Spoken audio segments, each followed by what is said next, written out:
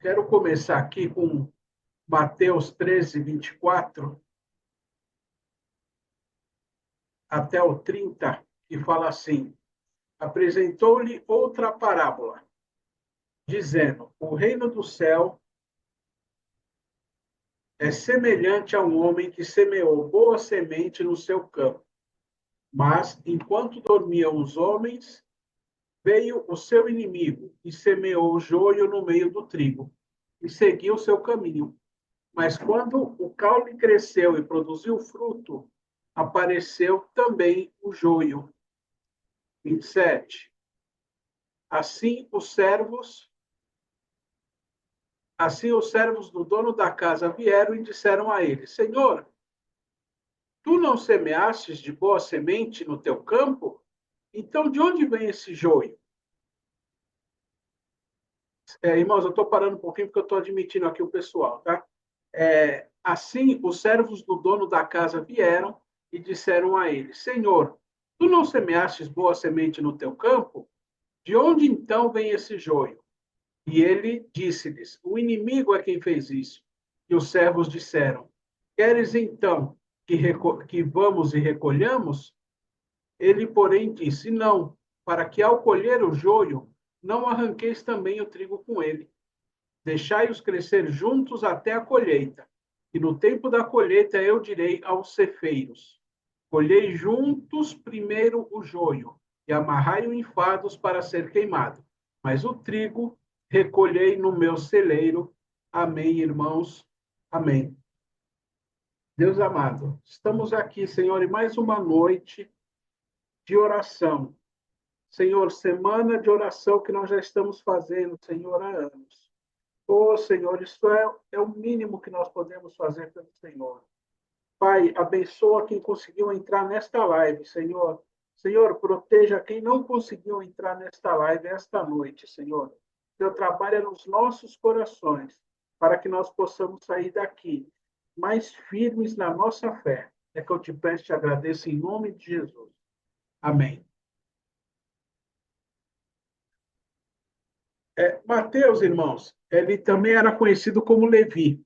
Ele era um cobrador de impostos em Cafarnaum, quando Jesus o encontrou. Aí ele foi convidado a segui-lo. E sem hesitar, Mateus deixou tudo para trás, tornando-se um dos 12 apóstolos. Ele é conhecido como o autor do Evangelho de Mateus, né?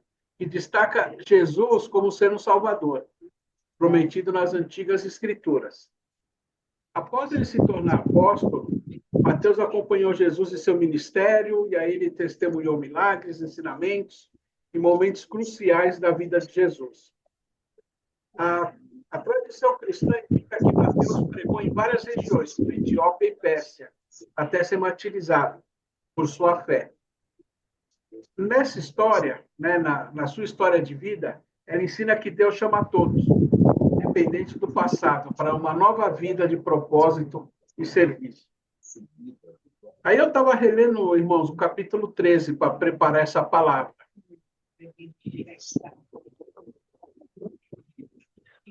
E aí eu notei que nesse dia, né, nesse capítulo, ele contou 5 parábolas ao povo, e das 5, ele deu 2 explicações aos discípulos, né? E aí nós temos a parábola do semeador, do 3 ao 8, nós temos a explicação da parábola do semeador, do 18 até o 23. Nós temos a parábola do joio e do trigo, que foi a que eu li, 24 ao 30, que é a que eu vou me ater nela.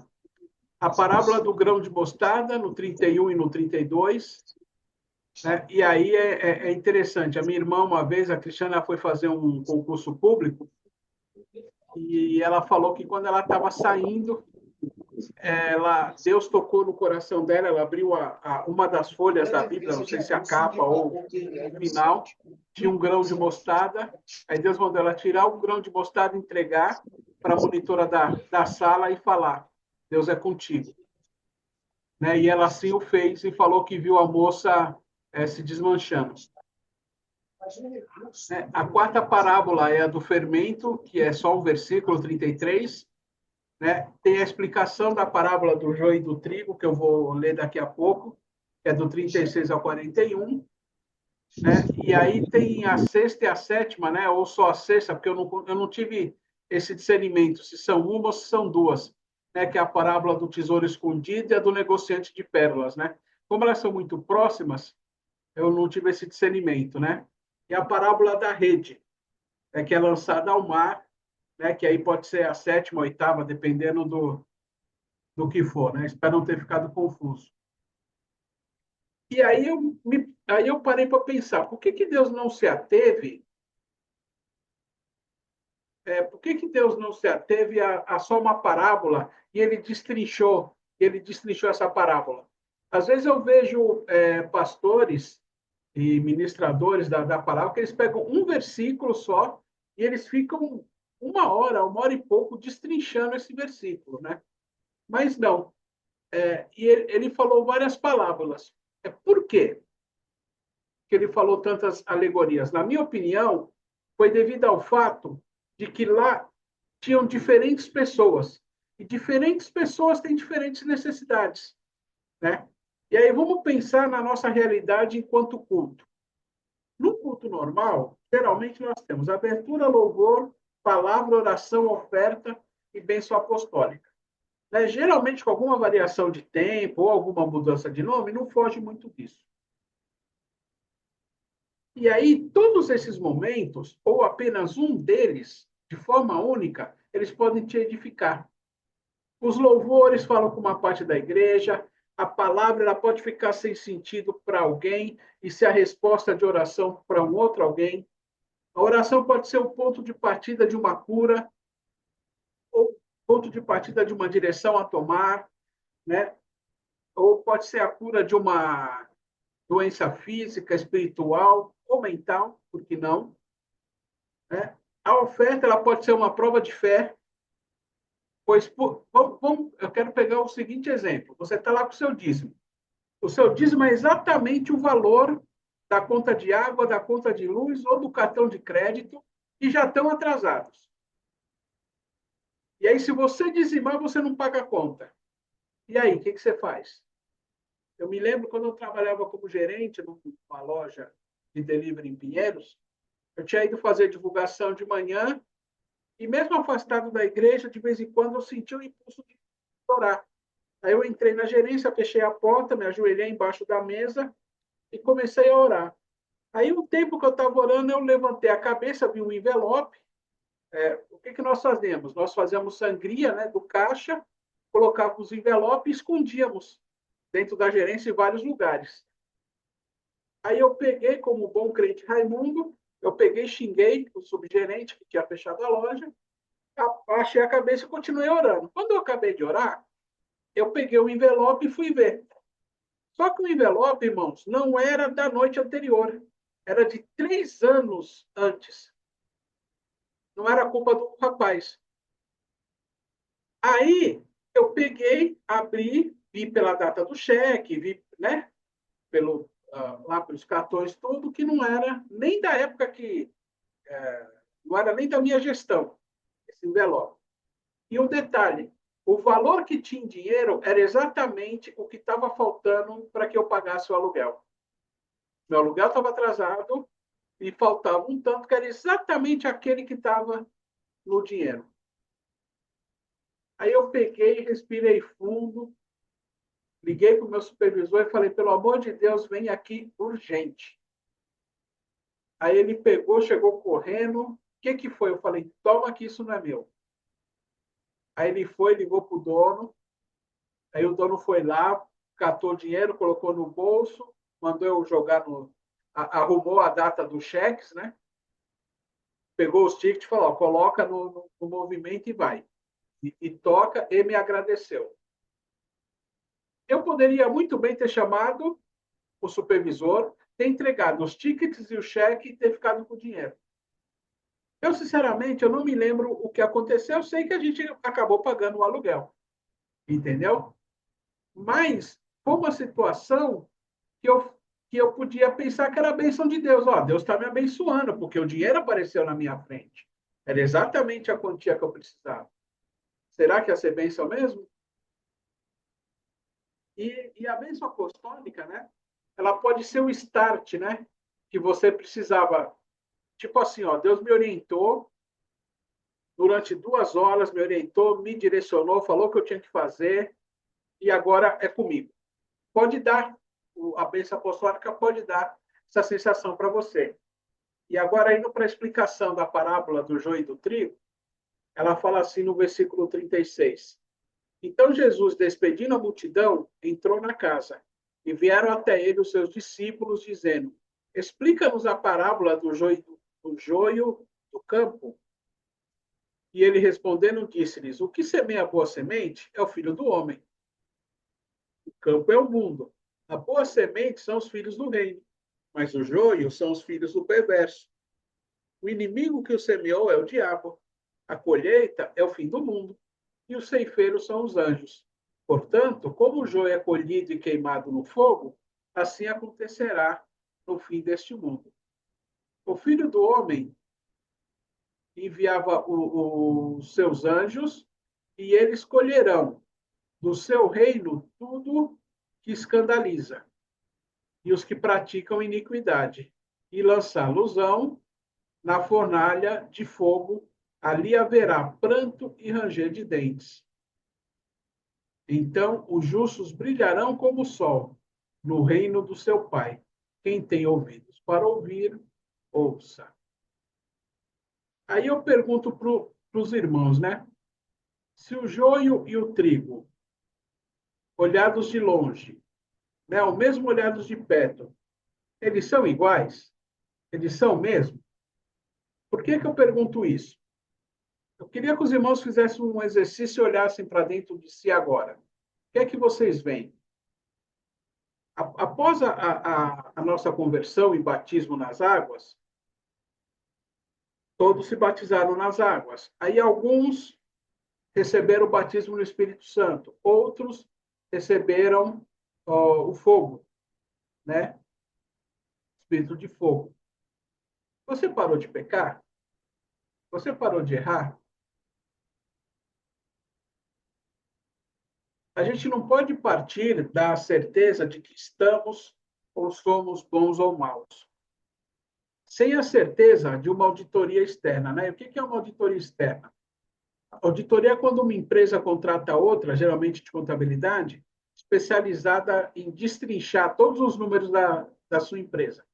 O objetivo deles é achar desvios e outros tipos de problemas. Esses auditores, puxando, por exemplo, que eu quero dar, são as pessoas, né, que estão à nossa volta. Eles veem a olhos nus a nossa mudança. Essa questão de bom ou mal, ela foi abordada pelo próprio Jesus, quando ele foi abordado por alguém que não foi especificado o nome, né, mas chamou Jesus de bom mestre. E aí ele responde em Marcos 10, a partir do 16, e fala assim: E ele, tomando-as nos seus braços, impôs suas mãos sobre elas e as abençoou. E estando ele pelo caminho, veio ali alguém correndo e, ajoelhando-se diante dele, perguntou-lhe: Bom mestre, o que farei para que eu possa herdar a vida eterna? E Jesus lhe disse: Por que tu me chamas bom? Ninguém é bom a não ser um, que é Deus. Entenderam, irmãos? Mesmo Jesus sendo filho de Deus, ele não se colocou como bom. Eu, como uma pessoa que estudou história, eu defendo que a gente é resultado do nosso passado, que a gente é moldado pelo resultado das nossas experiências. Existe um filme chamado Efeito Borboleta, né, e ele trabalha com a seguinte temática: é um rapaz que ele consegue voltar no tempo, e aí ele volta no tempo e ele altera alguma decisão que ele tomou antigamente. E aí, quando ele faz essa alteração, pela primeira vez, ele achou que não ia acontecer nada, mas quando ele volta, o futuro inteiro foi mudado. E aí ele se desespera e ele começa a voltar, aí voltar, aí voltar, aí voltar, e cada vez que ele vai e volta, a realidade está de uma forma diferente. Esse filme teve algumas continuações, mas o melhor para mim é o primeiro. E aí, eu digo, ainda bem que a gente não tem um poder como esse. Você imagina, você tomou uma decisão e depois de algum tempo você chega à conclusão que essa decisão foi errada. Aí você volta no tempo, você desfaz essa decisão e quando você volta, vai estar tudo diferente. E aí, meu, o mundo não ia sair do lugar, porque todo mundo acha que uma hora ou outra tomou alguma decisão errada. Aí vai querer alterar essa decisão. Aí eu quero dar dois exemplos sobre arcar com as consequências das nossas decisões. Não sei se vocês conhecem o Prêmio Nobel da Paz, ele foi criado por um químico chamado Alfred Bernard Nobel, no século XIX, e ele ficou milionário com a invenção da dinamite. E aí ele deixou no testamento dele que a renda da fortuna fosse usada para premiar aqueles que no ano anterior tivessem conferido o maior benefício à humanidade. Ou seja, ele acreditava que esse ato, de certa forma, ia compensar os efeitos maléficos da arma que ele criou. Aí eu tenho um exemplo aqui no Brasil, que foi o Santos Dumont. Ele se suicidou em 1932, lá no Guarujá, no litoral. E durante muitos anos, né, alimentou-se a informação de que ele se suicidou por desgosto, né, de ver a sua invenção usada como um instrumento de guerra. Embora ele tenha sugerido o uso militar, né, para observação. Mas hoje, atualmente, se sabe que ele parecia ter depressão, né, que nunca foi corretamente diagnosticada. Né? E aqui nós temos uma causa de doença, né? Mas a doença ela potencializou um sentimento que ele já tinha, né? E quando ele descobriu que os aviões estavam sendo usados para uso militar e não para ajudar, isso apenas reforçou e ele acabou se matando. E esses dois exemplos que eu falei, eles vão ao encontro de Gálatas 6, 7 e 9, que fala: não vos enganeis, de Deus não se zomba, porque tudo que o homem semear, isso também colherá. Pois aquele que semeia na carne colherá a corrupção. Mas aquele que semeia no espírito, do espírito colherá a vida eterna. E não nos cansemos de fazer o bem, porque na estação certa colheremos, se não desistirmos. É uma coisa meio recorrente na Bíblia. Faz o bem, não desiste de fazer o bem, apesar de você não saber que hora que você vai sofrer a recompensa ou não. Mas não se cansa. Na hora certa você vai colher, se você não desistir. Porque não adianta você plantar e na hora de colher você está fora, você está longe da plantação. Voltando à parábola do joio e do trigo. Quando os servos pediram para retirar o joio e o dono disse não, para não prejudicar o trigo, eu trazendo para a nossa realidade, olhamos para uma pessoa, às vezes no nosso emprego, e a gente não vai cafuçar dela. Ela não te fez nada, mas você não vai cafuçar dela. E o inverso também, né? Mas ela trabalha bem. E aí fica uma questão, que se você se indispõe com ela, você coloca a perder o bom ambiente do trabalho.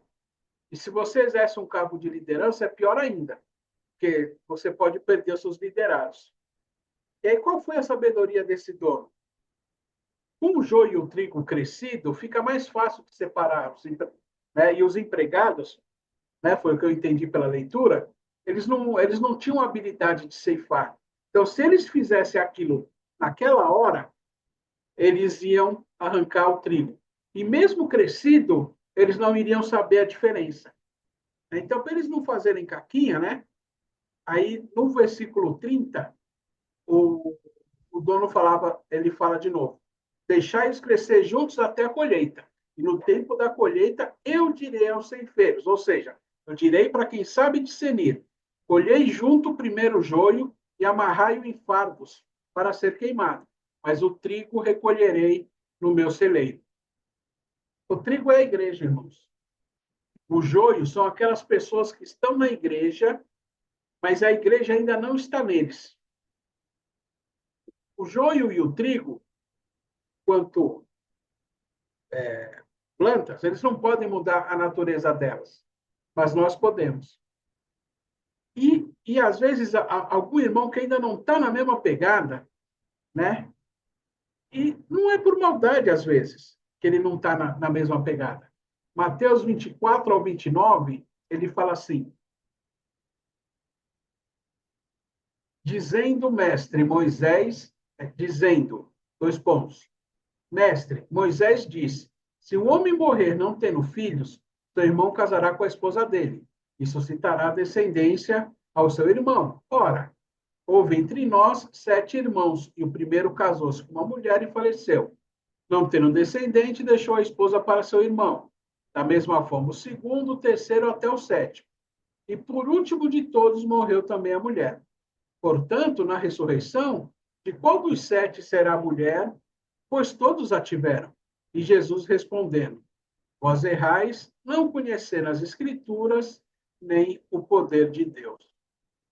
Ou seja, se a gente expulsa o joio, quando a gente acha que é joio, ou quando a gente percebe que é joio, e a gente não dá chance desse joio virar trigo, certo? Os irmãos me entendem? Eu não estou falando de joio e trigo, estou falando de pessoas, né? Deus já está agindo na vida daquela pessoa, porque se Deus não tivesse agindo, ela não estaria na igreja. Então, a pessoa é cabeça dura, a pessoa faz coisa errada, a pessoa ainda faz coisa errada, mas se ela está se dispondo a estar na igreja para ouvir a palavra de Deus, é que Deus já está agindo. Ninguém que odeia Deus, ninguém que odeia a igreja, não consegue nem passar na mesma calçada. A pessoa atravessa. A pessoa não consegue nem ficar perto. A pessoa sai. Mas não, ela está se dispondo a ir, a ficar. Continua fazendo coisa errada? Continua. Mas Deus está transformando o joio em trigo. Existem alguns relatos de muçulmanos, hindus, espíritas, que, com o objetivo de refutar a Bíblia, eles foram ler a Bíblia inteira. E aí tem um detalhe importante: muitos de nós não leram a Bíblia inteira nem pelo menos uma vez na vida. Então, às vezes, uma pessoa dessa, ela vai vir conversar com você para pedir uma opinião, aí você vai falar, aí ele vai começar a falar um monte de versículo, um monte de livro, e você vai ficar com a boca aberta, entendeu? A gente está envergonhando o nosso Deus, viu? E você que já é trigo, mas os que estão à sua volta não perceberam que você já é trigo, eu, eu quero falar aqui o versículo 53 ao 58 de Mateus 13, que fala assim: e aconteceu que, quando Jesus havia concluído essas parábolas, partiu dali, e chegando à sua terra, ele ensinava-os na sinagoga deles, de modo que eles se maravilhavam e diziam: de onde veio a este homem sabedoria e estas obras poderosas? Não é esse o filho do carpinteiro? E não se chama sua mãe Maria, seus irmãos Tiago e José, e Simão e Judas? E suas irmãs não estão todas elas entre nós? De onde então tem, de onde então tem esse homem todas essas coisas? E se ofendiam dele. Mas Jesus lhes disse: não há profeta sem honra, a não ser na sua própria terra e na sua própria casa. E ele não fez muitas obras poderosas por causa da incredulidade deles. Para encerrar, já chamando os irmãos para abrirem os microfones para me ajudarem nesse período de oração, que nós vamos orar pelo pastor, provavelmente já está internado, né? Eu quero chamar uma reflexão dos irmãos. Se você tira a lagarta do casulo antes dela mesma sair, você vai destruir a borboleta que está sendo gestada naquele lugar. Puxa pela memória a diferença física de uma lagarta e de uma borboleta. A maioria de nós repudia a lagarta, mas acha a borboleta bonita. Como muitos de nós repudiamos escolhas antigas, mas são elas que Deus usou como adubo para essa nova vida. que nós temos hoje. Amém? Quero agradecer a oportunidade, como eu disse, né? Pedir para